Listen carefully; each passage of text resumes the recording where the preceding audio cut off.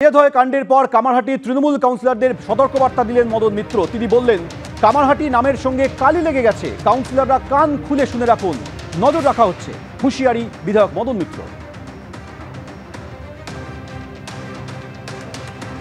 ঘটনার জোরে আর সারা পশ্চিম বাংলায় কিন্তু কামারহাটির নামে একটা কালি পড়ে গেছে, চুনকালি পড়ে গেছে কামারহাটির নামে। তাই আপনাদের কাছে বলে দিলাম, অনেক কাউন্সিলর, আমি নাম বলতে চাই না আজকে, কিন্তু কান খুলে শুনে রাখুন, আপনাদের উপর নজর রাখা হচ্ছে।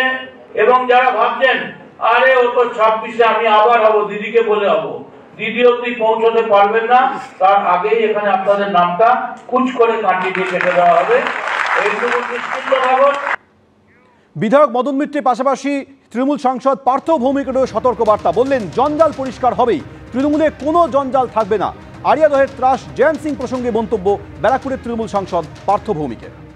আমরা দায়িত্ব নিয়ে বলছি, তৃণমূল কংগ্রেস জঞ্জাল পরিষ্কার করবে। বিধায়ক বলছেন, সৌগত রায় বলছেন, তাকে হুমকি দেওয়া হচ্ছে, জঞ্জাল পরিষ্কার হবে। আমি এক লাইন বলছি, আবর্জনা জঞ্জাল তৃণমূলে থাকবে না, থাকবে না, থাকবে না। দলের উচ্চ নেতৃত্ব কথা বলছে। তৃণমূল নেতাদের এই সতর্কবার্তা পুরোটাই আইওয়াস, কটাক্ষ সজল ঘোষের। চোরকে বলবে চুরি করো, গৃহস্থকে বলবে সজাগ থাকো, এই নীতি তৃণমূলের বন্ধ হোক। এই মদন মিত্র যারা আজ থেকে 15 দিন আগেও কত হুঙ্কার দিতেন বিরোধীদের, যে বিরোধীদের দেখে নেওয়া হবে, কেটে দেওয়া হবে, ফেলে দেওয়া হবে, সেই মদন মিত্র আজকে কটা নিজের দলের সমাজ বিরোধীকে শায়েস্তা করতে পারছেন না, তিনি কিনা অন্য কাউন্সিলরদের শায়েস্তা করবেন। এই সমস্ত ফালতু কথা টিকে থাকার জন্য মমতা বন্দ্যোপাধ্যায় এই ধরনের কথা বলেন, আর মমতা বন্দ্যোপাধ্যায়ের আরেক সাগরের মদন মিত্র ওই একই ধরনের কথা বলেন। কোনো কথার কোনো যুক্তি নেই। ইসলামপুরে শুট আউট, খুন এক তৃণমূল নেতা।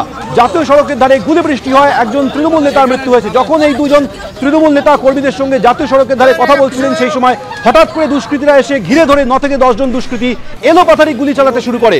সেই গুলি বৃষ্টিতে একজন তৃণমূল নেতা, যার নাম বাপি রায়, তার মৃত্যু হয়েছে।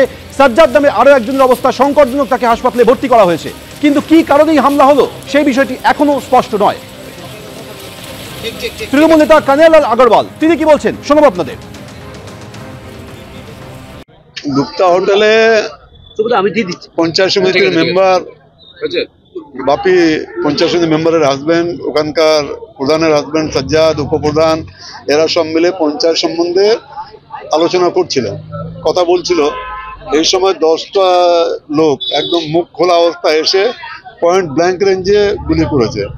একটা গুলি বাপি লেগেছে গলায়, অ্যালাইভ নেই, লাইফটা নেই এখন বাপির। আর সাজ্জাদ আছে উপরে, ইনজুর্ড আছে, ওর সঙ্গে আমি কথা বললাম। ব্যাপারটা বুঝতে পারছি না যে 10টা লোক এসে হঠাৎ করে পয়েন্ট ব্ল্যাঙ্ক রেঞ্জে গুলি চালাতে শুরু করলো। তো ওখানে সিসিটিভির প্রভিশন আছে। আমি এখনই পুলিশ অফিসারদের যারা আছেন তাদেরকে বলবো যে আপনারা সিসিটিভির মধ্যে দিয়ে খুঁজে বের করুন যে কারা এই আততায়ীরা কারা ছিলেন। নিশ্চয়ই সব বেরোবে।